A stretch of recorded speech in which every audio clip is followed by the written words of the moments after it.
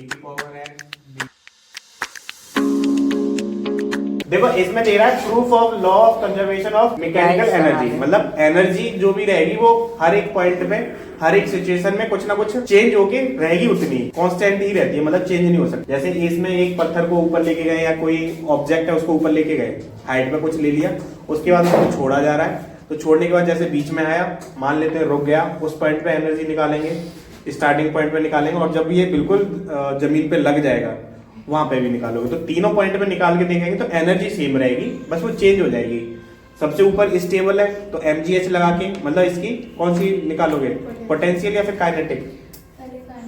पहले पोटेंशियल निकलेगी दोनों, लेकिन जैसे स्टेबल है तो इसमें काइनेटिक तो होगी नहीं, पोटेंशियल ही होगी, तो पोटेंशियल की वैल्यू ही इतनी आ जाएगी जितनी वो mgh के इक्वल है, या फिर जो हर एक पॉइंट पे रहेगी वो बीच में जाएगी, तो मोशन में भी रहेगी, थोड़ी सी मोशन की वजह से आ जाएगी, mgh हट जाएगा बिल्कुल। तो एक तरह से ये दिखा रहा है कि जो काइनेटिक एनर्जी है और जो पोटेंशियल है उन दोनों का सम इक्वल ही रहेगा, एनर्जी सेम ही रहेगी किसी ऑब्जेक्ट में। तो पहले यही निकाला है at a point A point है, ये यहाँ पे बना दो ए बी सी, 3 पॉइंट है। ए पॉइंट पे काइनेटिक एनर्जी कितनी होगी, यहाँ पे ये स्टेबल है, कोई चीज कोई ऑब्जेक्ट रख देते, मान लो बुक सी रखी हुई है, फिर ये यहाँ पे आइए, इस पॉइंट पे काइनेटिक एनर्जी है नहीं, मतलब मूवमेंट नहीं हो रहा, तो काइनेटिक एनर्जी नहीं होगी, जीरो हो गई। यहाँ पे देखें पोटेंशियल एनर्जी, पोटेंशियल एनर्जी कितनी हो जाएगी, mgh। mgh क्यों, इसका मास हमने मान लिया कि m होगा, हाइट ये पूरी मान ली h है, तो m और s तो आ गया, ग्रेविटी के लिए g लगा दिया, ठीक है।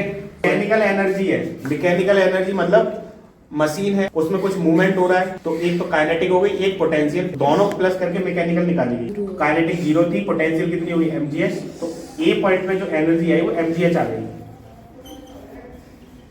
अब दूसरे पॉइंट पे निकालना है तो काइनेटिक एनर्जी मतलब मूवमेंट हो रहा है तो काइनेटिक एनर्जी निकलेगी। तो मान लेते हैं ये x डिस्टेंस चल के आ गया, ये वाली डिस्टेंस x है, तो यहाँ पे काइनेटिक एनर्जी पहले निकाली गई है, तो काइनेटिक एनर्जी के लिए हमें v वेलोसिटी की जरूरत पड़ेगी। ये चीज मोशन की थर्ड इक्वेशन से वहां से निकालोगे, तो v इक्वल टू क्या आ जाएगा, v इक्वल टू ये निकाला गया v इक्वल टू 2ax, कैसे, v square equal to u square plus 2as था, s हमने कितनी लेट कर ली कि x डिस्टेंस चली है इसमें, u कितना हुआ 0 जो कि स्टार्टिंग पॉइंट से चली है, v स्क्वायर इक्वल टू कितना हो गया 2ax, हमें v स्क्वायर की तो जरूरत, v स्क्वायर इक्वल टू क्या हुआ 2ax। तो जब यहाँ पे हमने काइनेटिक एनर्जी निकाली है तो उसमें 2ax लगा दिया डायरेक्ट, ये लिखा हुआ 2ax, ठीक है। अब a है, ग्रेविटी के लिए g भी लगा सकते हो, तो 2gx भी लिख सकते हो, 2gx ही लिखना ग्रेविटी का काम से। तो काइनेटिक एनर्जी कितनी होगी mgx, 1/2 से 1/2 कटेगा, इसमें आएगा 1/2 m, v स्क्वायर की जगह कितना लिखोगे 2gx, 2 से 2 क्रॉस क्या बचा mgx, mgx क्या होगा काइनेटिक एनर्जी हुई यहाँ पे mgx, ये काइनेटिक एनर्जी के फॉर इस पॉइंट। पोटेंशियल एनर्जी कैसे निकालोगे, यहाँ से देखो ये हाइट कितनी हुई, टोटल h थी, यहाँ से यहाँ तक कि हमने x लेट करी, तो ये हो जाएगी h माइनस h, तो ये जैसे ऑब्जेक्ट था h हाइट पे, x ट्रेवल करके आया, तो यहाँ पे कितनी बची, टोटल थी h, वहां से x चली तो h में से x माइनस करोगे, अब नीचे से ये h माइनस x हाइट पर है, तो यही निकाला पोटेंशियल एनर्जी कहां पर, b पॉइंट। तो क्या होता है mgh होता है, m की जगह m, g की जगह g, h जो है वो क्या रख दी है h माइनस h, ठीक है। अब b पॉइंट पे मैकेनिकल एनर्जी कितनी हो जाएगी, ये सब हटा दो, इतना देखो केवल अब बी पॉइंट में मैकेनिकल एनर्जी ये हो जाएगा m इक्वल टू के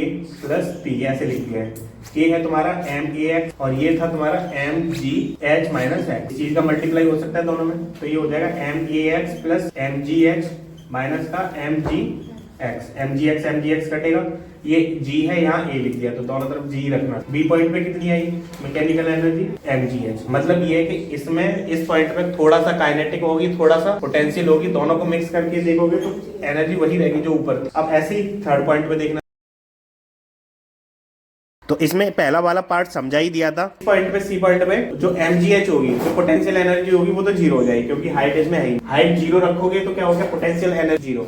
अब इस पॉइंट पे सी पॉइंट पे काइनेटिक एनर्जी निकालना है, तो काइनेटिक एनर्जी क्या होगा 1/2 mv स्क्वायर, इसकी वेलोसिटी पहले निकालोगे, वेलोसिटी जीरो से ऊपर से काउंट कर रहे, जीरो से स्टार्ट हुई थी, यहाँ पे आके वेलोसिटी कितनी होगी, तो वेलोसिटी हो जाएगी, इसमें पूरी डिस्टेंस ट्रेवल करी है ना, तो ये हाइट पूरी आ गई। यहाँ से देखो ये जो निकाला है ना v इक्वल टू 2gh, कैसे निकाला है, v square equal to u square plus 2gs। U तुम्हारा 0 ही लेके चल रहा है, ये क्या आ जाएगा 2g।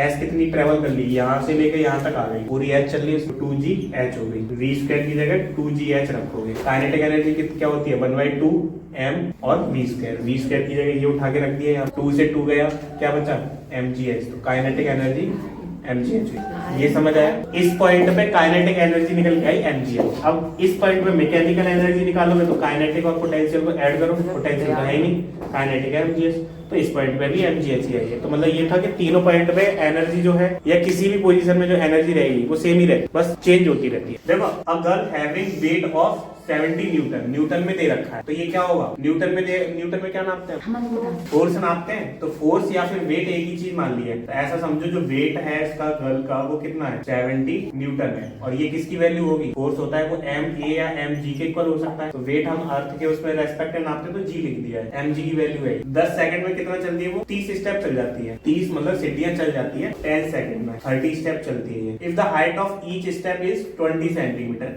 एक स्टेप की कितनी हाइट है 20, मतलब एक सीढ़ी है वो 20 सेंटीमीटर की है। चले कितने उसने 30 चले, तो टोटल कितनी वो चलेगी 20 इंटू 30, कितना हो गया 600 सेंटीमीटर। चेंज करना चाहो तो कितना हो गया 6 मीटर। इतना ही तो डिस्टेंस ट्रेवल करेगी। मैं यहाँ से चल के जाऊँ तो डिस्टेंस कैसे निकालोगे, जितनी हाइट पर गेन कर लिया वो डिस्टेंस है s इक्वल टू 6 मीटर चल पाई है वो, ठीक है, और 10 सेकंड में पहुंची है ये। टाइम इक्वल टू था वो 10 सेकंड है ये। पावर इक्वल टू क्या होगा work done upon time. Work क्या होता है f इंटू एस अपॉन में t लिख सकते हो, ठीक है। तो वर्क डन कितना था, फोर्स इक्वल टू सीधा ही हम लगा दें mg की वैल्यू है, लेकिन हमें तो फोर्स ही चाहिए, 70 हो गया। s इक्वल टू 6 अपॉन में 10, 42 जूल पर सेकंड, ठीक है। ये न्यूटन था, इसके लिए निकाल। मास दे रखा होता तो पहले इसका फोर्स निकालते कितना फोर्स लगे।